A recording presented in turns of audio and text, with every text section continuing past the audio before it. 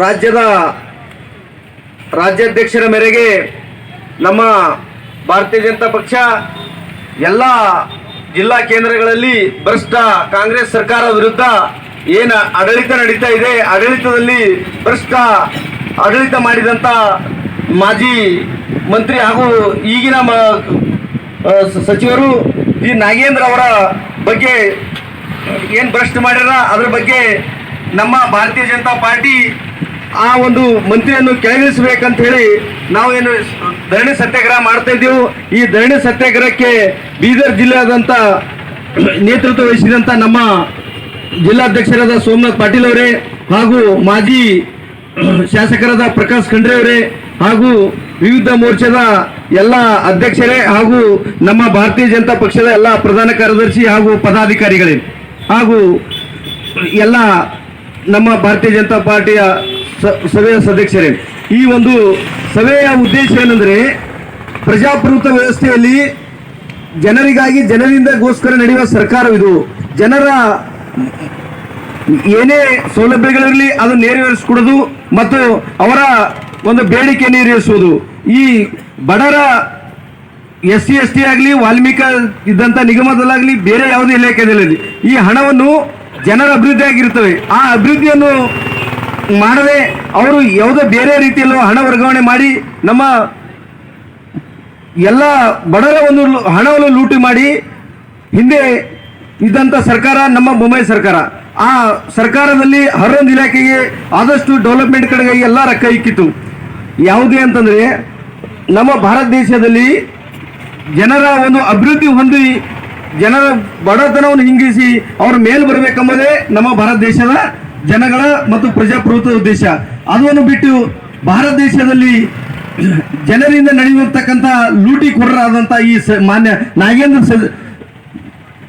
ನಾಗೇಂದ್ರ ಈ ಸಚಿವರು ಇವರು ಈ ಸರ್ಕಾರದಲ್ಲಿ ಉಳಿಯುವಂಥ ಯಾವುದೇ ಇದಿಲ್ಲ, ಮಾನ್ಯ ಇಲ್ಲ. ಹಾಗಾಗಿ ಹಿಂದೆ ಕರ್ನಾಟಕದ ಸಚಿವರು ಇವರು ಮತ್ತೆ ಅವರಿಗೆ ಸಚಿವರ ಸ್ಥಾನ ನೀಡಿದ್ದು ಬಹಳ ಘೋರ ಅನ್ಯಾಯವಾಗಿದೆ. ಯಾಕಂದ್ರೆ ಲೂಟಿಕೋರರಿಗೆ ಮತ್ತೆ ಲೂಟಿ ಮಾಡುವುದು ಈ ಕೊಡ್ತಕ್ಕಂಥ ಸರ್ಕಾರ, ಈ ಕಾಂಗ್ರೆಸ್ ಸರ್ಕಾರ ಭ್ರಷ್ಟ ಸರ್ಕಾರ. ಇದಕ್ಕೆ ಯಾರು ಏನಪ್ಪಾ ಅಂತಂದ್ರೆ ಕ್ಷಮೆ ಇಲ್ಲ. ಯಾಕಂದ್ರೆ ಸರ್ಕಾರದಂತ ಇದ್ದಂತ ದುಡ್ಡು ಸರ್ಕಾರ ಜನರಿಗೆ ಮಾಡ್ತಕ್ಕಂಥ ಮೋಸ ಇದು ಎಂದೂ ಕ್ಷಮಿಸಬಾರದು. ಏಕೆಂದ್ರೆ ಅಭಿವೃದ್ಧಿಯೇ ಜನರ ಒಂದು ಸರ್ಕಾರದ ಉದ್ದೇಶ ಆಗಿರಬೇಕು. ಅದು ಬಿಟ್ಟು ಇವರೇನಪ್ಪಾ ಅಂತಂದ್ರೆ ಲೂಟಿ ಮಾಡಿ ಜನರ ಒಂದು ಮನೆ ಬೆಳಗಂತಹ ಒಂದು ಹಣವನ್ನು ಇವರು ಬೇರೆ ಕಡೆ ವರ್ಗಾವಣೆ ಮಾಡಿ ಲೂಟಿ ಮಾಡುವುದು ಬಹಳ ಅಕ್ಷಮ ತಪ್ಪಂತ ಹೇಳ್ತಾ, ಮತ್ತು ಅವರಿಗೆ ಈ ಒಂದು ಸಚಿವ ಸ್ಥಾನದಲ್ಲಿ ಮುಂದುವರಿಯೋದು ತೋಲು ಇದು ತಪ್ಪದ ಅಂತ ಹೇಳ್ತಾ ನನಗೆ ಈ ಒಂದು ಎರಡು ಮಾತಾಡಿಸ್ಕೊಳ್ಳಿ ಕೊಟ್ಟಿದಂತ ಎಲ್ಲರಿಗೂ ಅನಂತ ಧನ್ಯ. ಕಾರ್ಯದರ್ಶಿಗಳಾದ JB ಬಂಧುವರಿಗೆ, ಇವಾಗ ಬೀದರ್ ಜಿಲ್ಲೆಯ ಯುವ ಮೋರ್ಚಾದ ಜಿಲ್ಲೆಯ ಪ್ರಧಾನ ಕಾರ್ಯದರ್ಶಿಗಳು ಯುವ ಮುಖಂಡರಾಗಿರ್ತಕ್ಕಂಥ ವೀರೇಶ್ ಸ್ವಾಮಿ ಅವರು ಈ ಹೋರಾಟವನ್ನು ಉದ್ದೇಶಿಸಿ ಮಾತನಾಡಬೇಕಂತ ಕೇಳ್ಕೊಳ್ತೀನಿ. ಇವಾಗ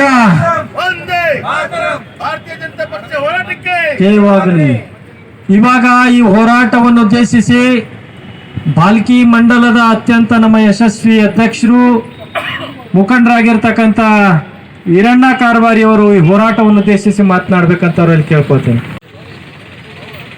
ಭಾರತೀಯ ಜನತಾ ಪಾರ್ಟಿ ಬೀದರ್ ಜಿಲ್ಲೆ ವತಿಯಿಂದ ಕಾಂಗ್ರೆಸ್ ಸರ್ಕಾರದ ವಿರುದ್ಧ ಏನು ಈ ನಿರಂತರ ಧರಣಿ ಸತ್ಯಾಗ್ರಹ ಹಮ್ಮಿಕೊಳ್ಳಲಾಗಿದೆ. ಬೀದರ್ ಜಿಲ್ಲೆಯ ಜಿಲ್ಲಾಧ್ಯಕ್ಷರಾದಂಥ ಸನ್ಮಾನ್ಯ ಶ್ರೀ ಸೋಮನಾಥ್ ಪಾಟೀಲ್ ಜಿ ಅವರ ನೇತೃತ್ವದಲ್ಲಿ ಈ ಒಂದು ಪ್ರತಿಭಟನೆಯಲ್ಲಿ ಇವತ್ತಿನ ದಿನ ಕೇಂದ್ರ ಬಿಂದುಗಳಾಗಿ ಭಾಲ್ಕಿ ವಿಧಾನಸಭಾ ಕ್ಷೇತ್ರದ ಮಾಜಿ ಶಾಸಕರಾದಂಥ ಬಡವರ, ರೈತರ, ಮಹಿಳೆಯರ, ಯುವಕರ ಸರ್ವಾಂಗೀಣ ಅಭಿವೃದ್ಧಿ ಮಾಡಿರ್ತಕ್ಕಂಥ ಮಾಜಿ ಶಾಸಕರಾದಂಥ ಸನ್ಮಾನ್ಯ ಶ್ರೀ ಪ್ರಕಾಶ್ ಖಂಡ್ರೆಜಿ ಅವರೇ ಹಾಗೂ ಈ ಒಂದು ಪ್ರತಿಭಟನೆ ಸಭೆಯಲ್ಲಿ ಭಾಗವಹಿಸಿರ್ತಕ್ಕಂಥ ಜಿಲ್ಲೆಯ ಪ್ರಧಾನ ಕಾರ್ಯದರ್ಶಿಗಳಾಗಿರ್ತಕ್ಕಂಥ ಕಿರಣ್ ಪಾಟೀಲ್ ಜಿ ಅವರೇ, ಉಪಾಧ್ಯಕ್ಷರಾಗಿರ್ತಕ್ಕಂಥ ಅಶೋಕ್ ಹುಕ್ರಾಣಿಜಿ ಅವರೇ, ಅಶೋಕ್ ಪಾಟೀಲ್ ಅವರೇ, ದಿಲೀಪ್ ಜಾಧವ್ ಅವರೇ, ರಣಸಿಂಗ್ ಜಾಡರ್ ಅವರೇ, ಜೈಭೀಮ್ ಅವರೇ, ಅಣದೂರೆ ಅವರೇ, ಸಿದ್ದೋದನ್ ಅವರೇ, ಕೊಟ್ಮುಳೆ ಅವರೇ, ಆಮೇಲೆ ಬೀದರ್ ನಗರ ಅಧ್ಯಕ್ಷರಾದಂಥ ಶಶಿ ಹೊಸಳ್ಳಿ ಅವರೇ, ಗೋವಿಂದರಾವ್ ಬಿರಾದರ್ ಜಿಲ್ಲಾ ಕಾರ್ಯದರ್ಶಿಗಳು, ಗೋವಿಂದರಾವ್ ಮುಂದುವರಿದ್ರೆ ಕಾಣಿಸಲಿ ಇತ್ತ ಬರ್ರಿ, ಇಲ್ಲಿದ್ರು ಬರ್ರಿ, ಗೋವಿಂದರಾವ್ ಬಿರಾದರ್ ಅವರೇ, ಅನಿಲ್ ಅವರೇ, ಗೋವಿಂದ್ ಪಾಟೀಲ್ ಅವರೇ, ಖಂಡೋಬಾ ಅವರೇ, ಸೂರ್ಯಕಾಂತ್ ಅವರೇ, ರಾಜ್ಕುಮಾರ್ ಅವರೇ, ಸಂತೋಷ್ ಬುಸ್ಗುಂಡೆ ಅವರೇ, ಎಲ್ಲರಿಗೂ ಈ ಪ್ರತಿಭಟನೆಯಲ್ಲಿ ಭಾಲ್ಕಿ ವತಿಯಿಂದ ಇವತ್ತೇನೆಲ್ಲ ಏನು ಬಂದಿದ್ರಿ, ತಮ್ಮೆಲ್ಲರಿಗೂ ಮಂಡಲ ವತಿಯಿಂದ ಹಾರ್ದಿಕ ಮತ್ತೊಮ್ಮೆ ಸ್ವಾಗತವನ್ನು ಕೋರುತ್ತೇನೆ. ನಮ್ಮ ರಾಜ್ಯದಲ್ಲಿ ಏನು ಕಾಂಗ್ರೆಸ್ ಸರ್ಕಾರ ಇದೆ, ಈ ಸರ್ಕಾರ ಹೆಸರಿಗೆ ಹೇಳಲಿಕ್ಕೆ ಮಾತ್ರ ಸರ್ಕಾರ, ಗ್ಯಾರಂಟಿಗಳು ಕೊಡ್ತಾ ಇದ್ದೀವಿ ಅಂತ ಹೇಳ್ತಕ್ಕಂಥದ್ದೇನು ಸರ್ಕಾರ ಇದೆ, ಗ್ಯಾರಂಟಿಯಾಗಿ ಈ ರಾಜ್ಯವನ್ನು ಲೂಟಿ ಮಾಡ್ತಕ್ಕಂಥ ಸರ್ಕಾರ ಅಂತಂದ್ರೆ ಕರ್ನಾಟಕದಲ್ಲಿ ಇರ್ತಕ್ಕಂಥ ಕಾಂಗ್ರೆಸ್ ಸರ್ಕಾರ. 187 ಕೋಟಿ, ಅದು SC/ST ಸಮುದಾಯದ ಒಂದು ನಿಗಮದ ವಾಲ್ಮೀಕಿ ನಿಗಮ ಅಂತೇನಾಗಿತ್ತು, ಆ ನಿಗಮದಿಂದ ಹಣ ಏನು ಲೂಟಿ ಮಾಡಿದರೆ ವ್ಯವಸ್ಥಿತವಾಗಿ, ಅಂತ ಮಂತ್ರಿಯನ್ನ ಕೆಳಗಿಳಿಸಲಿಕ್ಕೆ ನಿರಂತರವಾಗಿ ಮುಂಚೆನೂ ಬಿಜೆಪಿ ಹೋರಾಟ ಮಾಡ್ತು, ಕೆಳಗಿಳಿಸಲಾಯ್ತು ಕಾಂಗ್ರೆಸ್ದವರು. ಎಲ್ಲೋ ಮರ್ತೋಯ್ತು ಅಂತೇಳಿ, ಜನರಿಗೆ ಎಲ್ಲೋ ಮರ್ತೋಯ್ತು ಅಂತೇಳಿ ಮತ್ತೆ ಹೊಸ CM DK ಶಿವಕುಮಾರ್ ಆದ್ಮೇಲೆ ಮತ್ತೆ ಅದೇ ವ್ಯಕ್ತಿಯನ್ನ ತಂದು ಮತ್ತೆ ಮಂತ್ರಿಗಿರಿ ಕೊಟ್ಟಿದ್ದಾರೆ ವ್ಯವಸ್ಥಿತವಾಗಿ, ಮತ್ತೆ SC/ST ಸಮುದಾಯದ ಮತ್ತ ಹಣ ಲೂಟಿ ಮಾಡ್ಲಿಕ್ಕೆ ಅಂತ ಹೇಳಿ ಆ ವ್ಯಕ್ತಿ ತಂದು ಕೂಡಿಸಿದ್ದಾರೆ. ಇದು ತುಂಬಾ ಖಂಡನೀಯ. ಒಬ್ಬ ಭ್ರಷ್ಟ, ಒಬ್ಬ ಆಲ್ರೆಡಿ ಅದರಲ್ಲಿ ಹೆಸರು ಬಂದಿರತಕ್ಕಂಥ ಮಂತ್ರಿಯನ್ನು ತಗೊಳ್ಳತಕ್ಕಂಥ ಇಂಥ ಭ್ರಷ್ಟ ಕಾಂಗ್ರೆಸ್ ಸರ್ಕಾರ ಕಿತ್ತೋಗೋವರೆಗೂ, ನಾಗೇಂದ್ರ ಅವರು ರಾಜೀನಾಮೆ ಕೊಡೋವರೆಗೂ ಭಾರತೀಯ ಜನತಾ ಪಾರ್ಟಿ ವಿಧಾನಸಭೆ ಒಳಗಡೆಯೂ ವಿಧಾನಸಭೆ ಹೊರಗಡೆಯೂ ಇಡೀ ರಾಜ್ಯಾದ್ಯಂತ ಪ್ರತಿಭಟನೆ ಮಾಡ್ತಾ ಇದೆ. ಇಲ್ಲಿ ಹೇಳ್ತಕ್ಕಂಥ ವಿಷಯ ಏನಪ್ಪಾ ಅಂತಂದ್ರೆ, ಇವತ್ತ ಕರ್ನಾಟಕದಲ್ಲಿ ಮಳೆಗಾಲ ಕಡಿಮೆ ಆಗಿದೆ, ಅದರಲ್ಲಿ ವಿಶೇಷವಾಗಿ ಬೀದರಲ್ಲೂ ಕೂಡ ಬಹಳಷ್ಟು ಕಡಿಮೆ ಆಗಿದೆ. ರೈತರ ಕಷ್ಟದಲ್ಲಿದ್ದಾರೆ. ರೈತರಿಗೆ ಬರಗಾಲ ಅಂತೇಳಿ ಘೋಷಣೆ ಮಾಡು ಅಂತೇಳಿ ಅನೇಕ ಸಂಘಟನೆಗಳು, ಭಾರತೀಯ ಜನತಾ ಪಾರ್ಟಿ ಒತ್ತಡ ಹಾಕ್ತಾ ಇದೆ. ಆದ್ರೆ ರೈತರ ನೆರವಿಗೆ ಬಾರದ ಈ ಸರ್ಕಾರ ಬರೀ ಮಂತ್ರಿ ಯಾರ್ಯಾರು ವ್ಯವಸ್ಥಿತವಾಗಿ ಲೂಟಿ ಮಾಡ್ತಾರೋ ಅಂತವರನ್ನ ಖಾತೆ ಹಂಚಿ ಅವ್ರ ಖಜಾನೆಗಳು ಭರ್ತಿ ಮಾಡ್ತಕ್ಕಂಥ ಕಡೆ ವ್ಯವಸ್ಥೆ ಮಾಡ್ತಾ ಇದೆ. ಬರಗಾಲ ಘೋಷಣೆ ಮಾಡಿ ಅಂದ್ರೆ ಟೈಮ್ ಇಲ್ಲ, ಪರಿಹಾರ ಕೊಡ್ರಿ ಅಂದ್ರೆ ಟೈಮ್ ಇಲ್ಲ. ಅದರಲ್ಲಿ ವಿಶೇಷವಾಗಿ ಬೀದರ್ ಜಿಲ್ಲೆಯಲ್ಲಿ ಇಲ್ಲಿರ್ತಕ್ಕಂಥ ಮಂತ್ರಿಗಳು, ಅವರ ಮನೆಯಲ್ಲಿ ಇಡೀ ವ್ಯವಸ್ಥೆ ಇದೆ. ಕೇಂದ್ರದಿಂದ ಹಿಡಿದು DC ಬ್ಯಾಂಕ್ ವರೆಗೂ ಅವ್ರ ಮನೆಯಲ್ಲೇ ಅಧಿಕಾರ ಇದೆ. MP ಅವ್ರ ಮನೆಯಲ್ಲೇ, MLA ಅವ್ರ ಮನೆಯಲ್ಲೇ, ಮಂತ್ರಿ ಅವ್ರ ಮನೆಯಲ್ಲೇ, DC ಬ್ಯಾಂಕ್ ಅಧ್ಯಕ್ಷರ ಅವ್ರ ಮನೆಯಲ್ಲೇ, ಫ್ಯಾಕ್ಟರಿ ಅಧ್ಯಕ್ಷರ ಅವ್ರ ಮನೆಯಲ್ಲೇ. ಇಲ್ಲಿ ಅನೇಕ ರೈತರು ಬಿತ್ತನೆ ಮಾಡಿರ್ತಕ್ಕಂಥ ಮೊಳಕೆಗಳು ಮಳೆ ಇಲ್ಲದ ಕಾರಣ ಒಣಗಿ ಹೋಗ್ತಾ ಇದೆ, ಬಾಡ್ ಹೋಗ್ತಾ ಇದೆ, ಬೆಳೆ ಕುಂಠಿತವಾಗಿದೆ. ಇಲ್ಲಿ ಬರಗಾಲ ಅಂತೇಳಿ ಘೋಷಣೆ ಮಾಡಿ ಅಂತೇಳಿ ಮಾನ್ಯ ಮಾಜಿ ಶಾಸಕರಾದಂಥ ಪ್ರಕಾಶ್ ಖಂಡ್ರೆ ಅವರು ಹಳ್ಳಿಗಳಿಗೆ ಭೇಟಿ ಕೊಟ್ಟು ಅಲ್ಲಿಂದ ಪರಿಸ್ಥಿತಿ ಅವಲೋಕನೆ ಮಾಡಿ ಪ್ರೆಸ್ ಮುಖಾಂತರ ಎಲ್ಲ ಕಡೆ ಬರಗಾಲ ಘೋಷಣೆ ಮಾಡಲಿಕ್ಕೆ ಸರ್ಕಾರದ ಮೇಲೆ ಒತ್ತಡ ತಂದ್ರು. ಕೇಂದ್ರ ಇಲ್ಲಿರ್ತಕ್ಕಂಥ ಇನ್ಚಾರ್ಜ್ ಮಂತ್ರಿಗಳ ಮೇಲೆ ಕೂಡ ಒತ್ತಡ ತಂದ್ರು. ಕೂಡ ಮಂತ್ರಿಗಳು ಹೇಳೋದೇನಪ್ಪಾ ಅಂದ್ರೆ, ಇಲ್ಲಿ ಬೀದರ್ ಜಿಲ್ಲೆಯಲ್ಲಿ ಏನು ಸಮಸ್ಯೆ ಇಲ್ಲ, ಬೆಳೆ ಸಂಪೂರ್ಣವಾಗಿ ಬಂದಿದೆ, ಎಲ್ಲರೂ ಬಿತ್ತನೆ ಮಾಡಿದ್ದಾರೆ, ಬಹಳ ಸದೃಢವಾಗಿ ಬೆಳೆ ಬಂದಿದೆ ಅಂತ ಹೇಳ್ತಾರೆ. ಅಂದ್ರೆ ಅರ್ಥ ಮಾಡಿಕೊಳ್ಳಿ, ಇಷ್ಟೆಲ್ಲ ಅಧಿಕಾರ ಮನೆಯಲ್ಲಿ ಇದ್ದು ಬಡವರ ಕಣ್ಣೀರು ಸುಡ್ತಾ ಇದ್ದಾನೆ, ಕಣ್ಣೀರು ಸುರಿಸ್ತಾ ಇದ್ದಾನೆ, ರಕ್ತ ಕಣ್ಣೀರು ಬರ್ತಾ ಇದೆ. ಅಂತ ಕ್ಷೇತ್ರದಲ್ಲಿ ಅಧಿಕಾರ ಇಲ್ಲದಂತ ಮಾಜಿ ಶಾಸಕರಾದಂತ ಪ್ರಕಾಶ್ ಖಂಡ್ರೆ ಅವರು ಹೋಗಿ ಹೇಳಿದ್ರು ಕೂಡ ಅವರು ಬರಗಾಲ ಘೋಷಣೆ ಮಾಡ್ಲಿಕ್ಕೆ ತಯಾರಿಲ್ಲ, ಸರ್ಕಾರದಿಂದ ಪರಿಹಾರ ಕೊಡಿಸ್ಲಿಕ್ಕೆ ತಯಾರಿಲ್ಲ.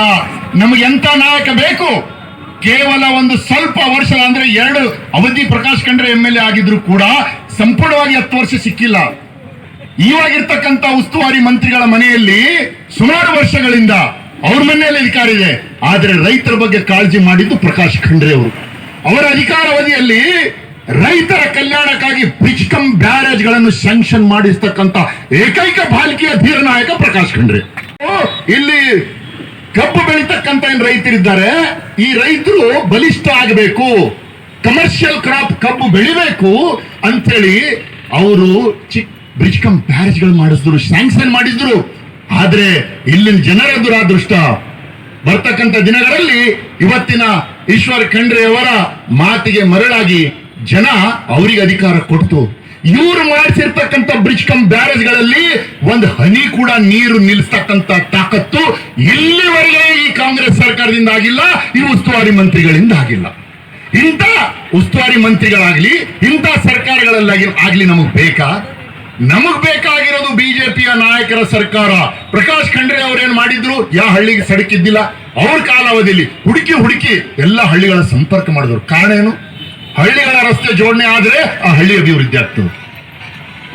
ಸಂಪರ್ಕ ಚೆನ್ನಾಗಿದೆ, ಮಕ್ಕಳ ವಿದ್ಯಾಭ್ಯಾಸ ಚೆನ್ನಾಗಾಗ್ತದೆ. ಯಾಕಂದ್ರೆ ಅವ್ರು ಸಿಟಿಗೆ ಬರ್ಬೋದು. ಯಾವುದೇ ಒಂದು ಸವಲತ್ತು ಆಗಬೇಕಾದ್ರೆ ರಸ್ತೆಗಳು ಬೇಕು. ಶಿಕ್ಷಣ ಚೆನ್ನಾಗಾಗ್ಬೇಕಂತ ಬಿಲ್ಡಿಂಗ್ಗಳು ಮಾಡಿದ್ರು, ಕುಡಿಯೋ ನೀರಿನ ವ್ಯವಸ್ಥೆ ಮಾಡಿದ್ರು.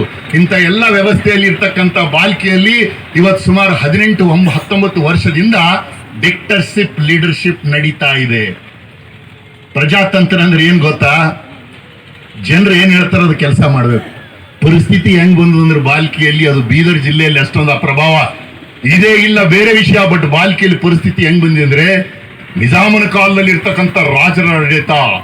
ಯಾವನೇ ಒಬ್ಬ ಪಂಚಾಯತ್ ಅಧ್ಯಕ್ಷ ಇರ್ಲಿ, ಯಾವನೇ ಒಬ್ಬ ಜಿಲ್ಲಾ ಪಂಚಾಯತ್ ಮೆಂಬರ್ಗಳಿರ್ಲಿ, ಅವ್ರು ಯಾರು ಕೂಡ ಅವ್ರ ಅಧಿಕಾರ ನಡೆಸೋಂಗಿಲ್ಲ. ಒಂದು ಸಣ್ಣ ಕೆಲಸನ ಆಗ್ಬೇಕಾದ್ರೆ ಅಧಿಕಾರಿಗಳು ಈಶ್ವರ ಕಂಡ್ರೆ ಫೋನ್ ಮಾಡಿ ಹೇಳಿದ್ರೆ ಮಾಡೋರು. ಪ್ರತಿಯೊಬ್ರು ಅಲ್ಲಿ ಹೋಗಿ ಕೈ ಕಟ್ಕೊಂಡು ನಿಂತ್ಕೋಬೇಕು. ಕಾನೂನುಬದ್ಧವಾಗಿರ್ತಕ್ಕಂಥ ಕೆಲಸಗಳಿದ್ರು ಕೂಡ ವಿನಾಕಾರಣ ಅಧಿಕಾರಿಗಳು ಸತಾಯಿಸ್ತಾ ಇದ್ದಾರೆ. ಅನೇಕ ಜನರು ಮನೆ ಕಟ್ಕೋಬೇಕಾದ್ರೆ ಪರ್ಮಿಷನ್ ಸಮಸ್ಯೆ ಇದೆ, ಹಳ್ಳಿಗಳಲ್ಲಿ ನೀರಿನ ಸಮಸ್ಯೆ ಇದೆ, ಯಾರಿಗೆ ಒಂದು ಸರ್ಕಾರದ ಸಬ್ಸಿಡಿ ತಗೋಬೇಕಾದ್ರೆ ಸಮಸ್ಯೆ ಇದೆ. ಪ್ರತಿಯೊಬ್ಬರು ಅವ್ರ ಮನೆಗೆ ಹೋಗ್ಲೇಬೇಕು, ಅವ್ರು ಹೇಳಿದ ಮೇಲೆ ಆಗ್ಬೇಕು. ಇದು ಎಂತ ಪ್ರಜಾಪ್ರಭುತ್ವ ಬಾಲ್ಕಿಯಲ್ಲಿ ಮಹಾಜನತೆ? ಬಾಬಾ ಸಾಹೇಬ್ ಅಂಬೇಡ್ಕರ್ ಅವರು ಕೊಟ್ಟಿರೋದು ಪ್ರಜಾಪ್ರಭುತ್ವ ವ್ಯವಸ್ಥೆ. ಆದ್ರೆ ಬಾಲ್ಕಿಯಲ್ಲಿ, ಬೀದರ್ ಜಿಲ್ಲೆಯಲ್ಲಿ ಈ ಸಚಿವರ ಅಧಿಕಾರದಲ್ಲಿ, ಈಶ್ವರ್ ಖಂಡ್ರೆ ಅಧಿಕಾರದಲ್ಲಿ ನಡೀತಾ ಇರೋದು ಹೆಂಗಂದ್ರೆ डिक्टेटरशिप। जो उनसे बात करेगा, जो जाके मिलेगा, उसका काम सही है या गलत है वो कराएंगे। अगर उनके खिलाफ अगर कोई आवाज उठाया, उनकी गलती में अगर कोई गलती बोल के बोला तो उसके सारे कारोबार बंद। हर जगह उनको खड्डे, हर जगह कांटे बिछाने के काम ये करके प्रजाप्रभुत्व का जो उद्देश्य है वो उद्देश्य खत्म होते जा रहा है। इसलिए जागना पड़ेगा, हमें जागना पड़ेगा। राम राज्य चाहिए तो हमें राम राज करने वाले ही यहाँ पर चाहिए। राम राज ये कांग्रेस के लोग खाली मुंह में बोलते हैं, लेकिन आज कोई गांव में यकीन के साथ कहता हूं हर कोई इंसान डरा हुआ है। ಏನ್ ಮಾಡರ್ ಸಾಬ್ರೆ, ನಾವು ಏನರ ನಿಮ್ ಕಡೆ ಬಂದೇವ್ ಸಾಬ್ರೆ, ನಮ್ ದಂಧೆನೆ ನಿಂತು ಹೋಯ್ತದ್ರಿ। ಪ್ರಕಾಶ್ ಖಂಡೋರಿ ಮಾತಾಡ್ಲಕ್ಕೂ ಜನ ಮನಸ್ಸಲ್ಲಿದೆ ಭಕ್ತಿ, ಪ್ರಕಾಶ್ ಖಂಡೋರಿ ಮಾತಾಡ್ಬೇಕು, ಭೇಟಿ ಆಗ್ಬೇಕಂತ ಅನೇಕ ಜನರದಿದೆ। ಆದ್ರೆ ಸಾಬ್ರೆ ನಿಮ್ ಮನೆಗೆ ಹೋಗಿದ್ದೇವು, ನೀವು ಭೇಟಿ ಆಗಿದ್ದೇವೆ ಅಂತ ಕುನಾದ್ರ ನಮ್ದೆಲ್ಲ ಕಾರವಾರ ಬಂದಾಗ್ಲತ್ತವ್ರಿ, ನಮ್ ಮನಸ್ಸಿನ ನೀವಿದ್ದೀರಿ ಸಾಬ್ರೆ ಅಂತಕ್ಕಂಥ ವಾತಾವರಣ, ಎಷ್ಟು ಭಯ ವಾತಾವರಣ ಅಂದ್ರೆ ಅವ್ರ ಭಯ ಅಲ್ಲಕ್ಕೇನು ಪಹಲ್ವಾನ್ ಅಂತ ಅಲ್ಲ, ಅಧಿಕಾರ ಕೈಯಲ್ಲಿದ್ದಕ್ಕೋಸ್ಕರ ಅಧಿಕಾರಿಗಳು ಅವರ ಕೈಯಲ್ಲಿ ಇವತ್ತ ವ್ಯವಸ್ಥಿತವಾಗಿ ಅವ್ರು ಏನ್ ಹೇಳ್ತಾರ ಮಾಡ್ತಾ ಇದ್ದಾರೆ। ಇದು ಹೋಗ್ಬೇಕಾದ್ರೆ ಮತ್ತೆ ರಾಮರಾಜ್ಯ ಬರಬೇಕಾದ್ರೆ ಬಾಲ್ಕಿಯಲ್ಲಿ ಇವರಿಗೆ ಅಧಿಕಾರದಿಂದ ಕೆಳ ಇಳಿಸಿದ್ರೆ ಬೀದರ್ ಜಿಲ್ಲೆಯಲ್ಲಿ ಡೆಮಾಕ್ರಸಿ ಅನ್ನೋದು ಬರ್ತದ, ರಾಮರಾಜ್ಯ ಅನ್ನೋದು ಆಗ್ತದ। ರೈತರ ಕಳಕಳಿ ನಾವು ಕೇಳ್ತೀವಿ, ರೈತರಲ್ಲಿ ಉದ್ಧಾರ ಆಗ್ತದ। ಎಲ್ಲ ರೈತರ, ಬಡವರ, ಮಹಿಳೆಯರ, ದೀನ ದಲಿತರ ಉದ್ಧಾರ ಆಗ್ಬೇಕಾದ್ರೆ ಇಲ್ಲಿರ್ತಕ್ಕಂಥ ಡಿಕ್ಟರ್ಶಿಪ್ ಏನು ಇನ್ಚಾರ್ಜ್ ಮಂತ್ರಿ ಮತ್ತು ರಾಜ್ಯದಲ್ಲಿ ಇರ್ತಕ್ಕಂಥ ಭ್ರಷ್ಟ ಕಾಂಗ್ರೆಸ್ ಕೆಳ ಇಳಿಲೇಬೇಕು। ಕೆಳ ಇಳಿದ್ರೆ ಮಾತ್ರ ನಮ್ಮ ಕರ್ನಾಟಕ ರಾಜ್ಯ ಉದ್ಧಾರ ಆಗ್ತದೆ ಅಂತ ಹೇಳುತ್ತಾ ನಾನಿವತ್ತು ಪ್ರತಿಭಟನೆಯಲ್ಲಿ ಕೊನೆಯದಾಗಿ ಇದರಿಂದ ಹೇಳೋದೇನೆಂದ್ರೆ, ಎಲ್ಲಿವರೆಗೆ ನಮ್ಮ ಹೋರಾಟ ಅಂದ್ರೆ ಬಿ ನಾಗೇಂದ್ರ ಅವರು ರಾಜೀನಾಮೆ ಕೊಡೋವರೆಗೂ ನಮ್ಮ ಬಿಜೆಪಿಯ ಹೋರಾಟ ಅಂತ ಹೇಳ್ತಾ ನನ್ನ ಮಾತು ಮುಗಿಸ್ತೀನಿ। ಜೈ ಹಿಂದ್, ಜೈ ಕರ್ನಾಟಕ।